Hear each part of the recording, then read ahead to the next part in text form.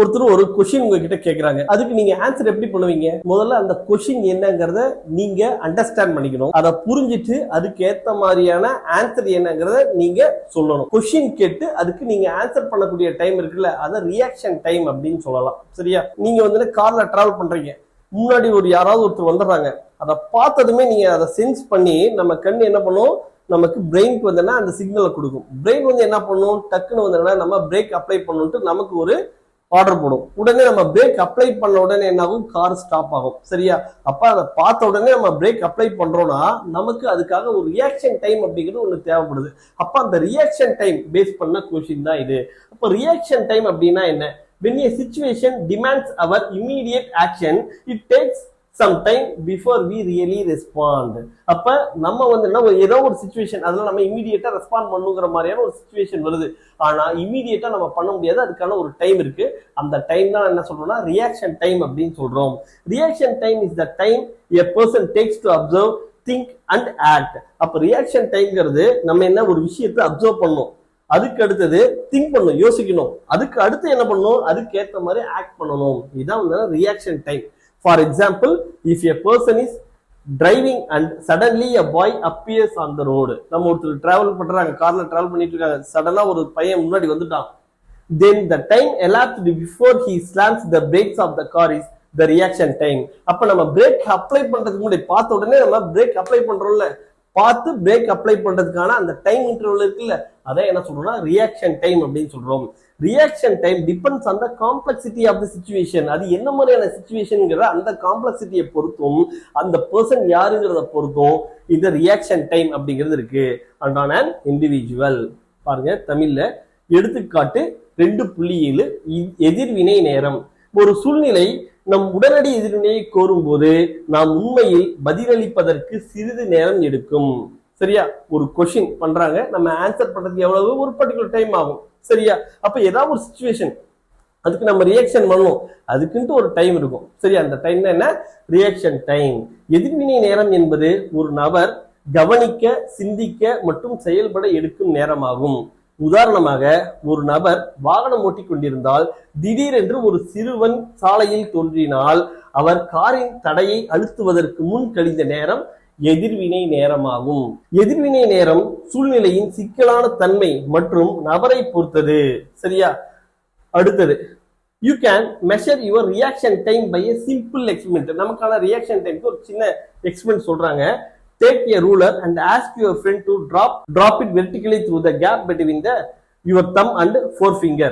சரியா? இப்போ உங்க ஃப்ரெண்டை கூப்பிட்டுக்கிறீங்க, ஒரு ஸ்கேல் இப்படி வச்சுக்கிறீங்க, இந்த ஸ்கேல் வந்து இப்படி இருக்கணும். நீங்க வந்து என்ன பண்றீங்க, இத ஸ்கேல்னு கன்சிடர் பண்ணிக்கோங்க. இந்த இடத்துல வந்து என்னன்னா நீங்க ஃபிங்கர்ஸ் இப்படி வச்சுக்கிறீங்க. உங்க ஃப்ரெண்ட் இதை விட சொன்னதும் நீங்க என்ன பண்ணணும், இதை போய் கேட்ச் பண்ணணும்.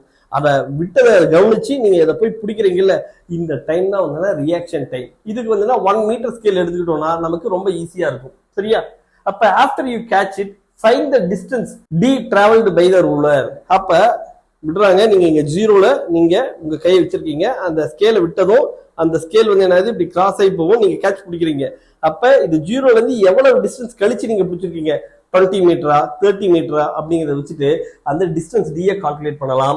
அந்த டிஸ்டன்ஸ் தெரிஞ்சுக்கிட்டா உங்களோட ரியாக்ஷன் டைமிங் கண்டுபிடிக்கலாம். In a particular case, D was found to be 21 centimeter. Estimate the reaction time. ஒரு எக்ஸ்பெரிமெண்ட்ல இப்படி பண்ணும்போது உங்களுக்கு கிடைச்சிருக்கிற டைம் 21 சென்டிமீட்டர் கிடைச்சிருக்கு.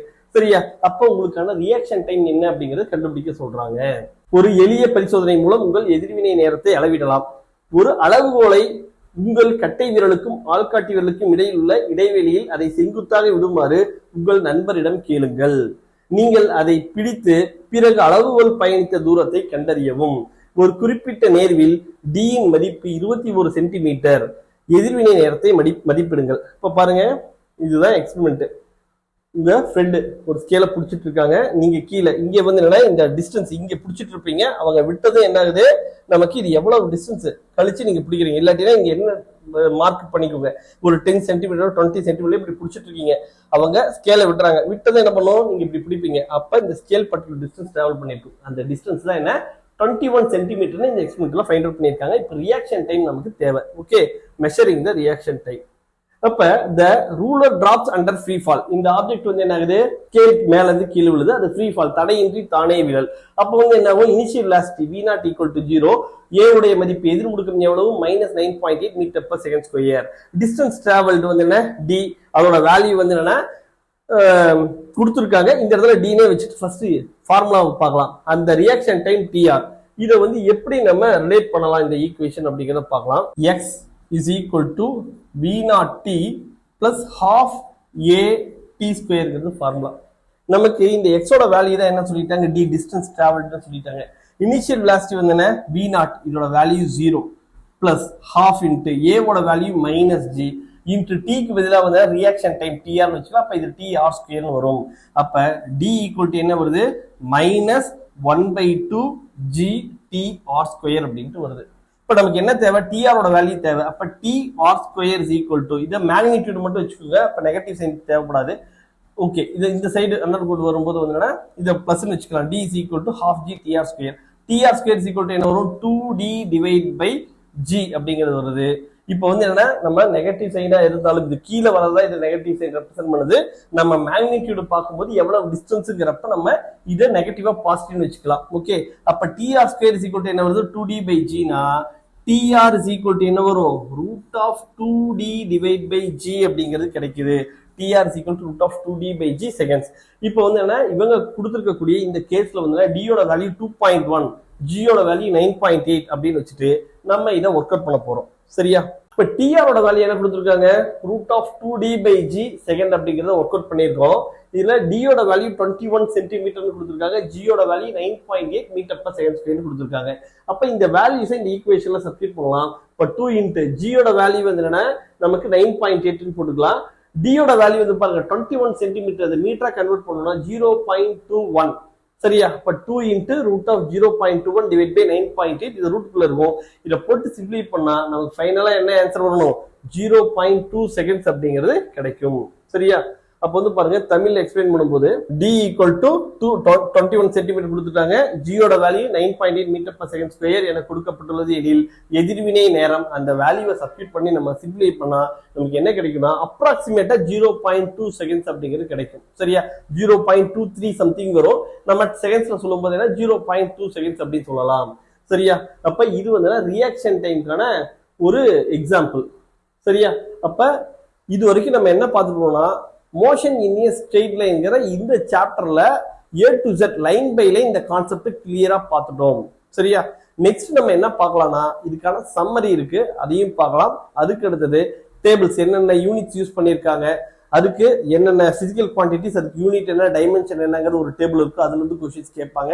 அதுக்கு அடுத்தது பாயிண்ட்ஸ் டு பாண்டர், சிந்திக்க வேண்டிய விஷயங்கள் அப்படின்ட்டு அது ஒரு 4-5 பாயிண்ட் கொடுத்துருப்பாங்க, அதையும் டிஸ்கஸ் பண்ணலாம். அதை முடிச்சதுக்கு அப்புறம் புக் பேக் எக்ஸசைஸ் கிட்டத்தட்ட ஒரு 20 கொஸ்டின்ஸ் இருக்கு, 20+ கொஸ்டின்ஸ், அதையும் நம்ம 1 by 1 டிஸ்கஸ் பண்ணலாம். அதுல பாத்தீங்கன்னா கண்டிப்பா வந்து உங்களுக்கு நீட்ல ஜேஇல கண்டிப்பா வந்து அதுல இருந்து கொஸ்டின்ஸ் வரும். நம்ம 1 by 1 ஒவ்வொரு சாப்டரை நம்ம பார்க்கலாம். நீங்க கமெண்ட் பண்ணுங்க, நெக்ஸ்ட் 11th சாப்டர் பார்க்கலாமா இல்லாட்டி 12th ஒரு சாப்டர் பார்க்கலாமான்ட்டு. நம்ம இதே மாதிரி நம்ம அடுத்த வீடியோவும் பார்க்கலாம். Okay, all the best.